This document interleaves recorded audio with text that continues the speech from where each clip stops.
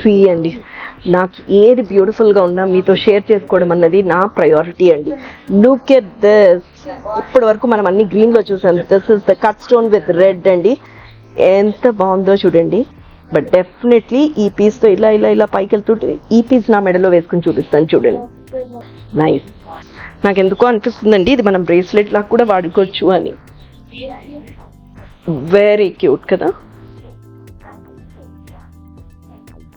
Wow, such beautiful place.